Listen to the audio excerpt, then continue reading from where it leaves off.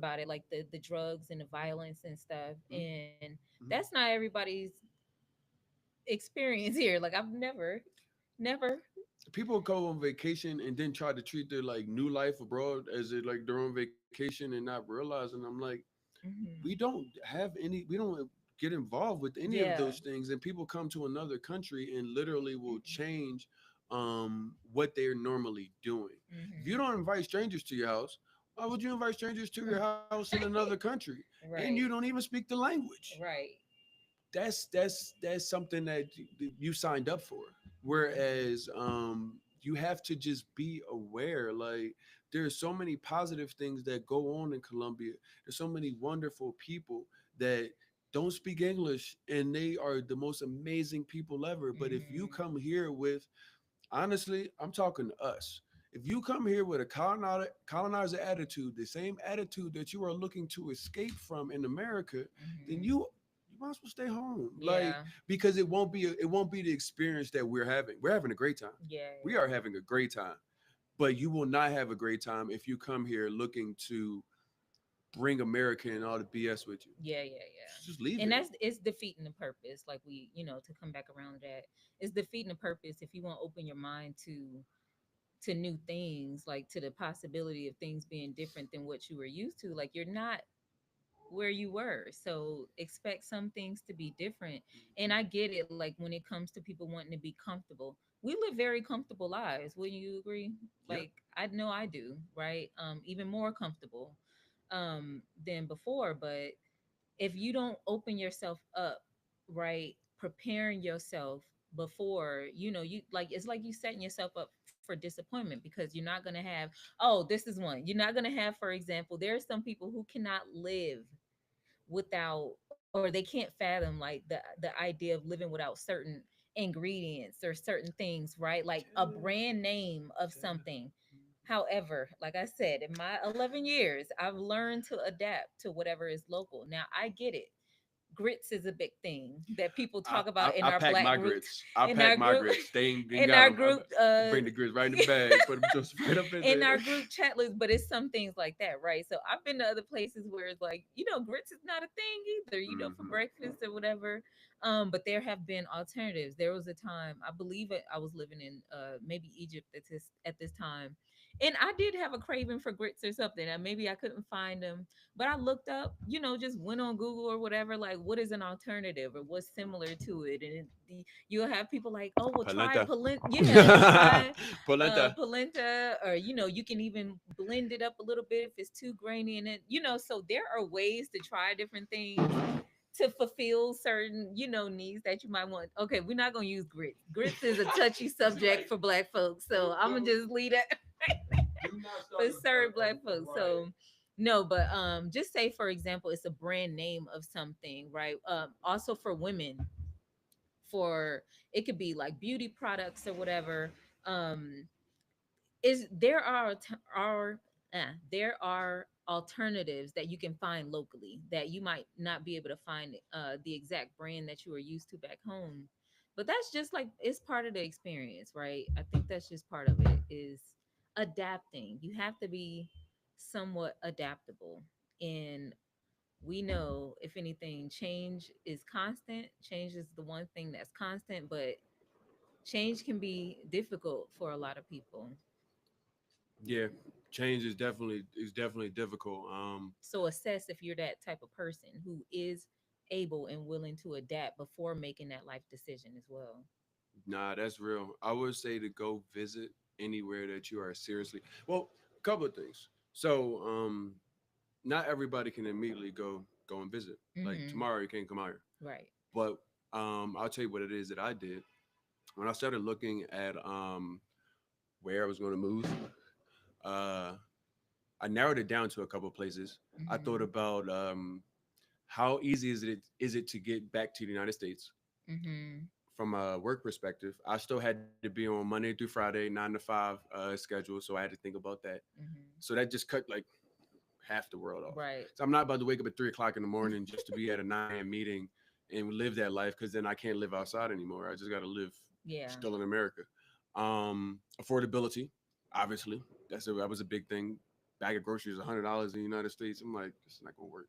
Um, and opportunity for cultural like to so travel for me always has been like very like important. Like I've learned so much when I travel. So it was like, Mm-hmm. where can I go and learn something that I'm not familiar with, or I'm only like surface level familiar with. So I Mm-hmm. really thought about it and was like, okay, well, this narrows it down to honestly, it was a couple places: Yeah. Mexico, Colombia, Panama. Mm-hmm. Um, but what you can do is once I got that narrow list, I really went on Facebook and I like research and learning things and trying to like connect with people because the black travel community is small. Yeah. Every time we go and talk to one person, Yeah. I met a girl in the elevator, and then on Friday we were doing the podcast, and she introduced me to her, and I'm like, that's Yeah. the girl from the elevator, like.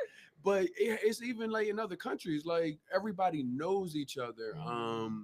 And I got into the Facebook groups. Facebook groups were important. I started asking questions in Facebook groups from people that were already there. I'm Mm-hmm. ambitious. I went and met Akeem in Puerto Rico because Mm. I was like, I haven't been. He was doing the Afro Puerto Rican tour there in Louisa. Excuse me. And then he was like, I'm like, he's a black man that's living in Colombia. He's a travel operator as well. I'm gonna Mm-hmm. go meet him and see before I move here. And when I met him in Puerto Rico, he was like, "Oh, you going to Medellin? I got this person, this person, this person, this person, this Mm-hmm. person, this person, this."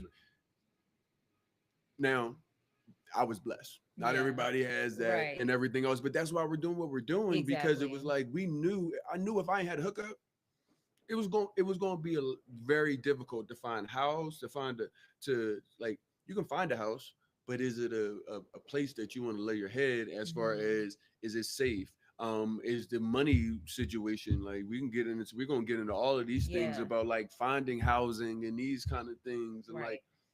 we got to so when you talk about where do you start, watch this for certain, but Exactly. you go into these groups and really like ask questions. Different groups have different levels of engagement.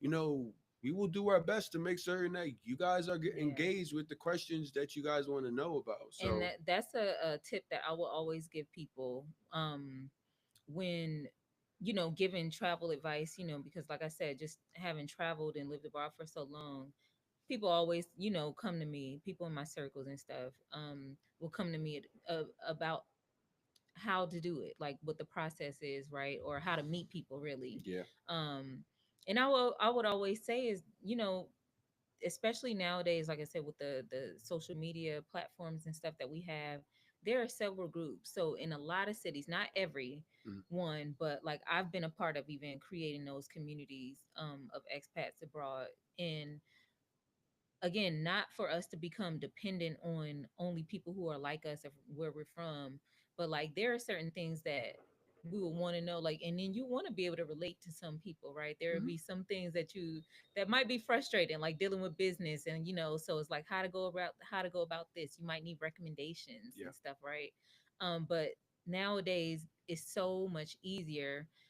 You have the website now, right? we yep, had we have, like you mentioned, the Facebook groups and stuff like that. And then once you get into that, I got into the first Black Women in Medellin group, from going onto the Facebook group, right? So you can just simply type in, like, just simply search whatever demographic you're looking for. For example, for me, I will put Black women in Colombia, Black women in Medellin. You can get more specific, yep, and then we'll have something will pop up most yep, likely, right? yep, 100%.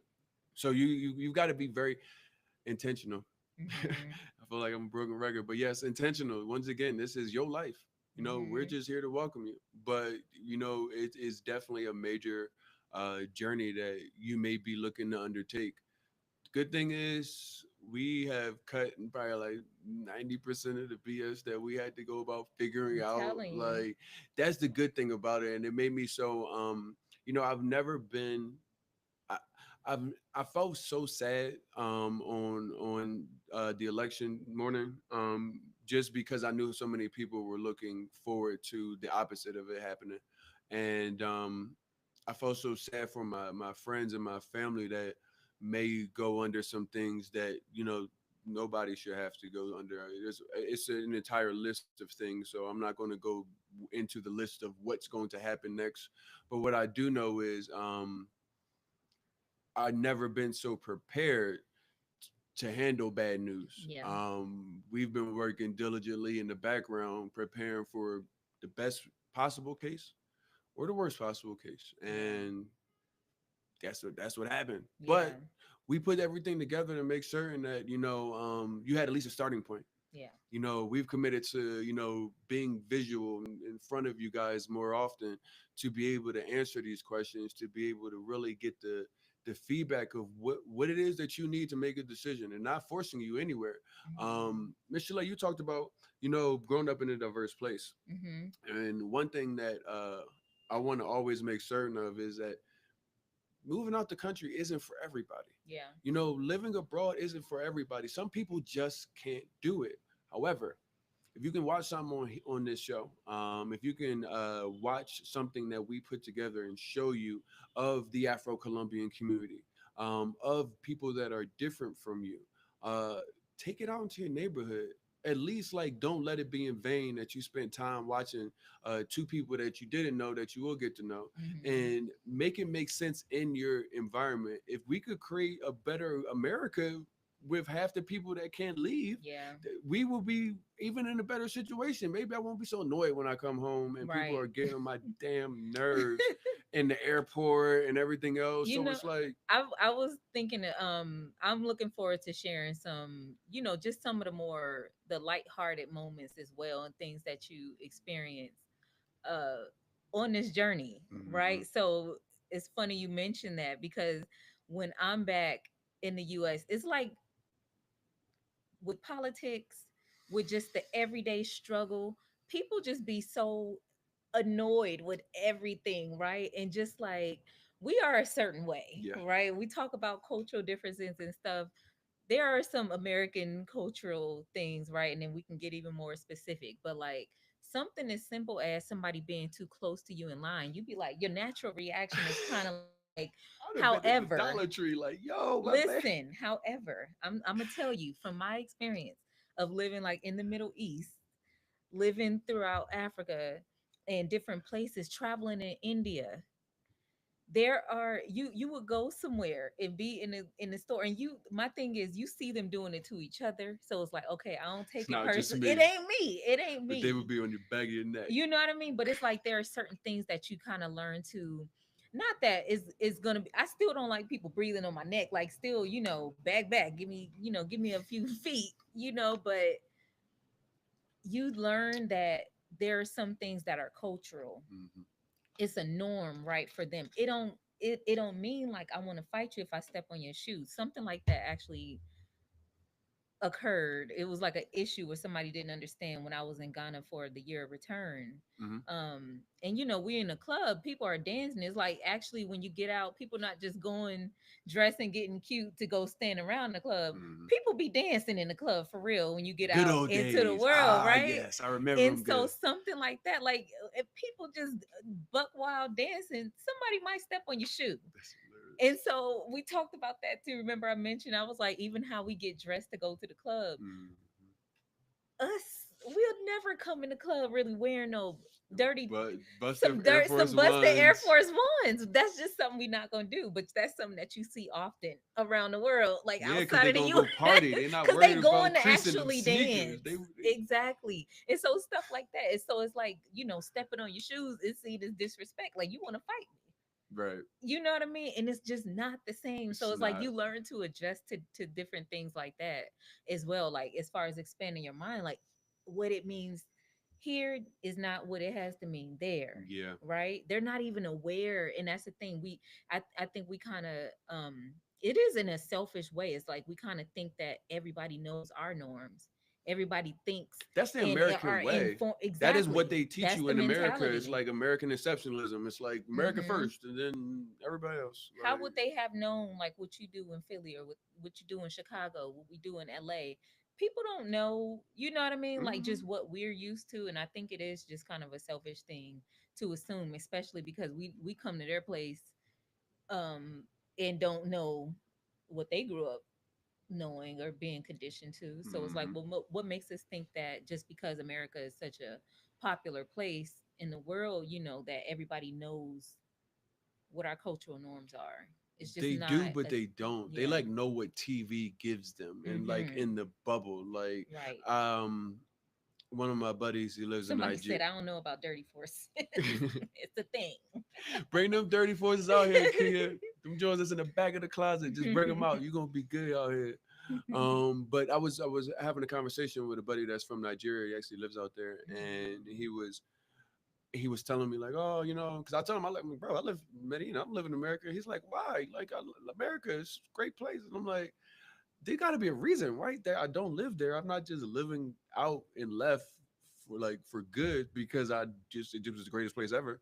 And I was telling him about some of the things, and I was like, yeah, like in Florida, they're like starting to try to teach kids like slavery didn't exist, or was no, Yeah. it didn't exist. It was Indentured beneficial. servitude It was and beneficial, and hmm they had so many positives that came out of them being enslaved. And he was like, what?